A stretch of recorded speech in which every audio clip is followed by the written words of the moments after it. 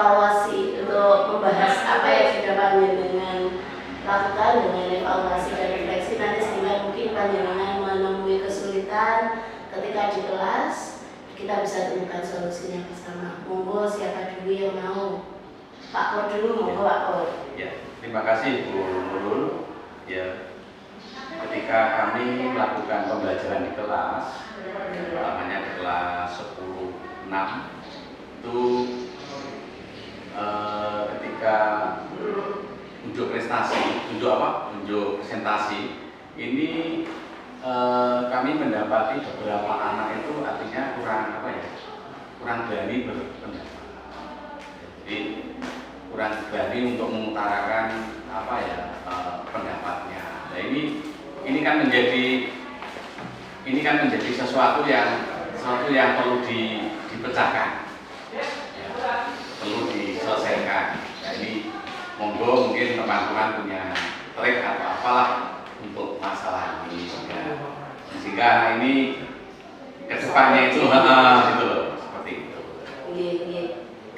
Mungkin ada teman yang mengalami permasalahan yang sama dengan Pak Pur. Iya, Pak Roni.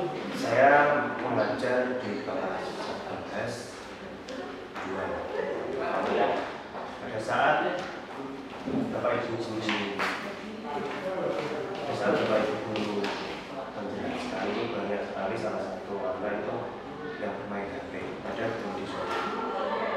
Bahkan dari itu terutama matematika itu jadi kurang fokus, padahal butuh pemahaman yang lebih pada pembelajaran, sehingga pada saat Bapak Ibu guru menjelaskan itu terjadi bingung dan sebagainya, tidur, itu mengakibatkan tidak efektif dalam belajar. Oke. Jadi Pak Pur tadi punya masalah bahwa anak tidak pede ketika presentasi, sementara masalahnya Pak Roni ini anak kurang fokus pada pembelajaran karena sibuk main HP. Pak, mungkin panjenengan ini sudah melakukan tindakan apa di kelas, terus panjenengan merasa tindakan itu efektif atau enggak?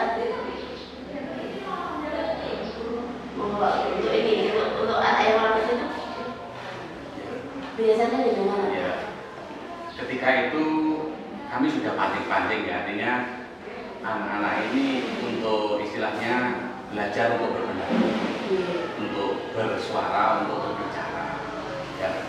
Jadi setiap anak itu kan pasti punya punya sesuatu yang perlu diangkat lah ketika kita proses pembelajaran. Sehingga waktu itu sudah istilahnya kami beri dorongan, beri semangat, beri motivasi untuk berani bersuara lah, berani berpendapat lah, ya, karena namanya pendapat itu sekecil apapun yang juga bermakna, maksud saya, di dalam proses pembelajaran itu kan seperti itu yang sudah kami lakukan, ya. Itu namun berikutnya, ya, pertemuan berikutnya kami belum menemukan hasil yang signifikan. Artinya ya masih standar tetap lah, gitu lah, standar tetap gitu, ya. Jadi itu.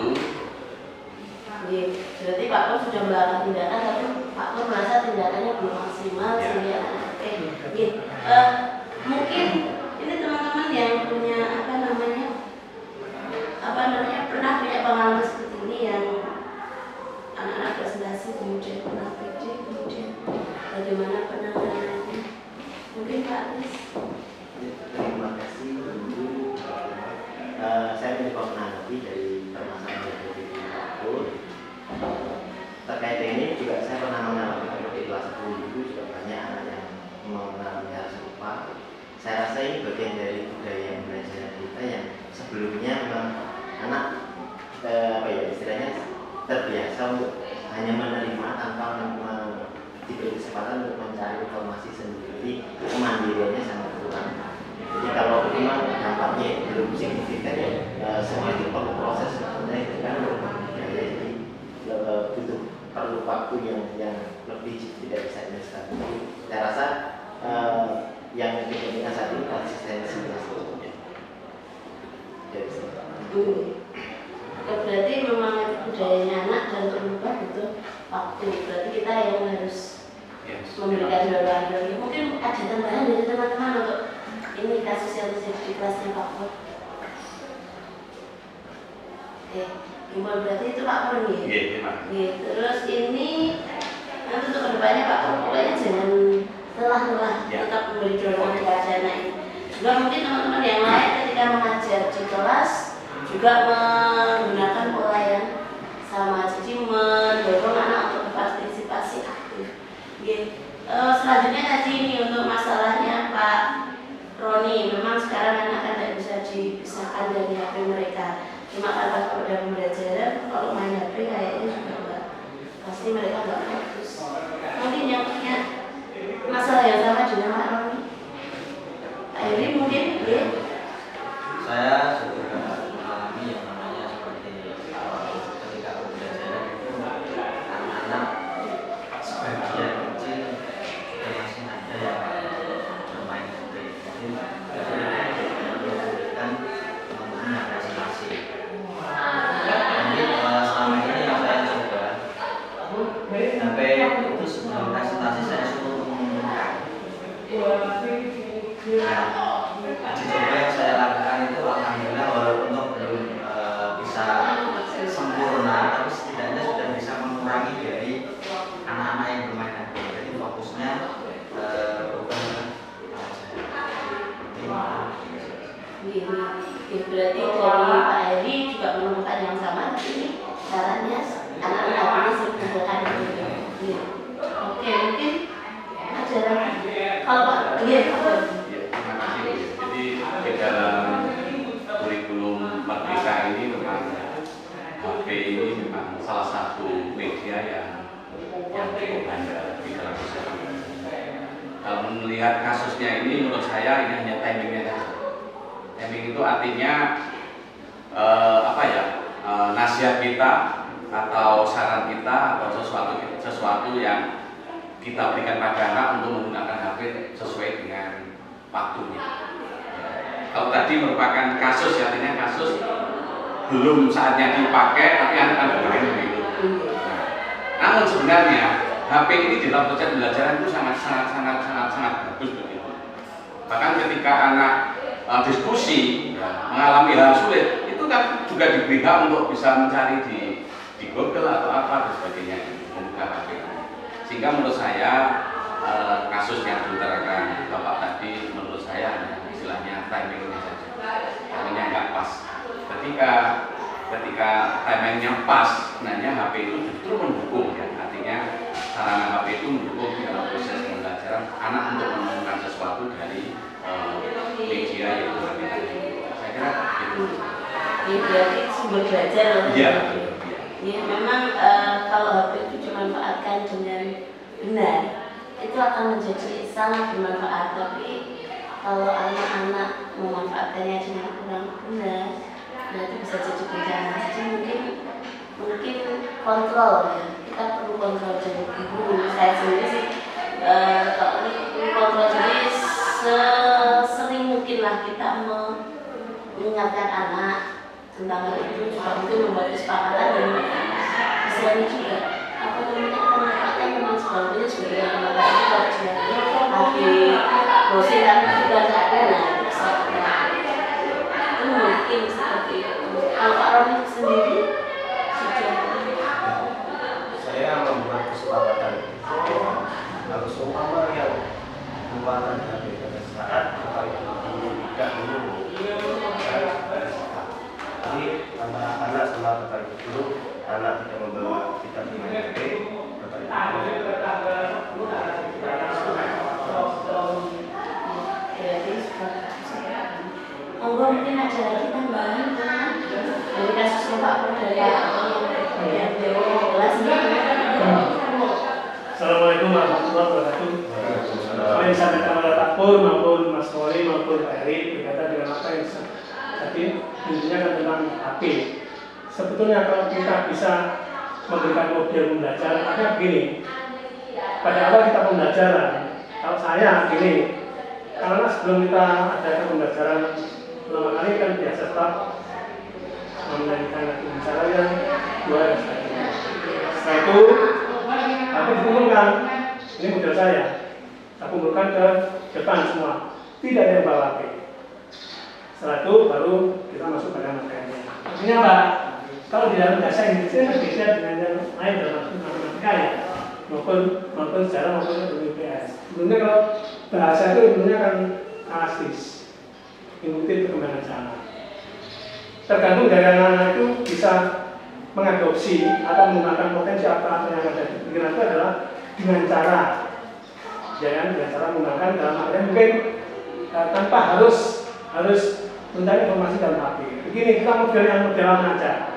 Dulu Pak Habibie nggak ada HP, orangnya jenius. Atau tidak ada HP, orangnya politikus militernya bagus. Sekarang kita sudah tersedia semuanya.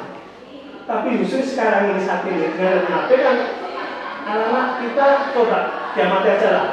Bagaimana tingkat perkembangan IQ-nya? Dan mungkin ya dalam hal bicara misalkan mengajukan atau menyampaikan sesuatu di dalam kelas, ini kadang-kadang ada yang lancar, ada yang berani, ada yang tidak berani. Ini ternyata. Kalau saya begini, kalau di dalam pembelajaran bahasa Inggris sudah, misalkan terjemahkan, tidak usah browsing dalam akun. Apa yang ada dalam benak kamu itulah yang harus kamu curahkan. Wong ini loh kosakata yang ada dalam bacaan ini tidak terlalu sulit. Kalau tingkatan SMA kelas 10, tapi tidak bisa Pak, harus bisa. Tergantung pada guru. Guru itu mau berusaha mendidik anaknya itu, artinya mempermudah dengan melalui browsing itu, ataukah mereka anak itu biar ininya dipressure kan dari itu kan tidak mungkin lah. Anak sekarang itu dengan adanya HP semua fasilitas ada, kadang-kadang tingkat pengetahuannya juga jauh kalau kita bandingkan dengan zaman saya lah gitu aja. Jadi kesimpulannya adalah bahwa alat komunikasi seperti HP itu tidak untuk dalam hal itu menunjang anak mencapai tingkatan kebaikan yang lebih tinggi, tapi justru sekarang itu kadang menurunkan nilai belajarnya. Nah sekarang kita ini diadakan pada masalah tersebut, bagaimana kita itu bisa istilahnya memaksimalkan menggunakan HP, tapi dalam waktu-waktu tertentu. Apa yang dikatakan oleh Pak tadi, timing, waktu. Kapan kita harus menggunakan HP? Kapan kita harus lepas dari dunia maya? Itu loh mas saya. Kalau kita misalkan ya sama-sama mulai berjalan awal, saya lihat mungkin ada sebagian satu ada 2 guru itu masuk tetap HP-nya sehingga saya lihat sebentar kalau saya keliling itu ada yang di belakang main HP dan sebagainya.